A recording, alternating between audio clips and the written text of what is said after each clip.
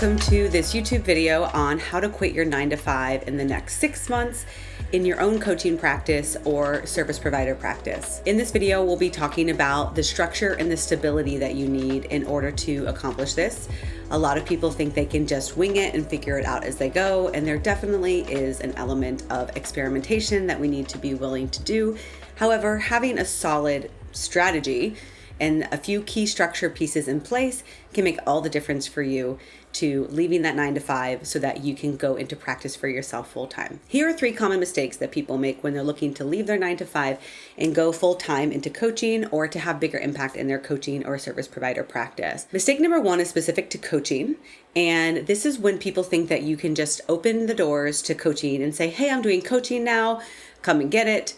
And that's a mispositioning of your offer in the market. So when we come from a coaching training, a lot of times we understand what coaching is. We think it's great. We know the value of coaching, but coaching is actually a very niche industry. It's a newer industry, and it's not like something like a plumber or a mechanic or a doctor where you know exactly what you need to go see them for. You know the problems that a plumber solves. People don't always know the problems that a coach solves. And so part of your job is figuring out how to communicate to them the type of problems you solve and being very specific in how you talk about that. Common mistake number 2 is when people can't quite see yet the jargon or vague language they're using from their coaching certification. And so they might feel like they're talking about the problems that they solve or the solutions that they can help their clients achieve, but it's actually too vague or too jargon filled. So this can look like, for example, speaking to having more aliveness, more pleasure, better health, without really drilling down to what are the specific circumstances where somebody would need more aliveness or have more pleasure. How would they even know that that was happening in their life? So you have to really think about day-to-day circumstances here. Things like, I want to stop doom scrolling at night and be able to go to sleep when I'm tired but feeling wired. I want to stop blowing up at my kids. I don't want to lose my marriage. So these are the day-to-day types of problems that people feel that they wake up in the morning worrying about. Right? Nobody wakes up in the morning saying, gee, I wish I had more aliveness in my life. And so you need to find, as a part of your job as a coach or a service provider, how to speak to those day-to-day circumstances that lead people to your work. Mistake number 3 is that you're often solving the wrong problem. And there are 3 different ways that this shows up. Number 1 is you're selling a problem that is a nice to have, but not something that people feel they need right now. Nice to have problems, you might have a few clients here and there, but it's really hard to build a full-time practice or group program around a nice to have instead of a need to have. The second way this shows up is when you're selling something that people don't know they need yet. They might figure it out with you. They'll figure it out down the line, but they don't understand yet that they need that. And it's a little ahead of the game for them. So for example, maybe you as a health coach know that a person needs to increase their cell vitality, but they don't know that. They don't know that the problem to exhaustion or whatever health issue that you're helping them with is increased cell vitality. They just want the solution solved. So you need to speak to the problem that they're in and the solution that they want instead of selling them something that they don't really understand that they need. The third way that this shows up is that sometimes you're selling them something that they just aren't motivated to buy. There's just no natural urgency around it. So this is very niche dependent. It's very audience dependent. This is a part of why I teach all of my clients how to do market research, because part of that is figuring out what people's urgency resides within. What are they urgently wanting to solve? What do they think the problem is? What do they need solved right now? And how can you position your offer to meet that need rather than continuing to push something that they don't have an inherent motivation to try to buy? You're going to be banging your head against the wall. You're going to hate sales. You're going to hate your business. And you're going to find it really frustrating if you're driving towards something that your audience just isn't motivated to invest in. So now that you understand a bit more about the mistakes that people make when trying to sell coaching, here are some things to think about when building out your practice so that it has a stability to support you full time. First, can I just sell coaching? No, you can't just sell coaching. Refer to the previous myths and misconceptions and mistakes that we just talked about. You have to be very specific about what you do with people and how you help them. And something that I really encourage you to do is to figure out, or come talk to me about how to figure out how to be excited about figuring out what it is that your audience is motivated to buy. That is a part of your job as a solopreneur, as somebody who's in private practice, their own practice, runs their own business. You do need to figure that out. And sometimes it's a little tricky. We don't typically learn that in a certification. And so we need the business training, we need the motivation, we need the structure to figure out what it is that people want to buy, because we can't just sell coaching. The second thing I want you to think about is niching. Niching can elicit strong opinions. Some people hate niches, some people insist that you need a niche, and you might have come here with a bit of a previous opinion about niching. I would actually love to hear what you think in the comments.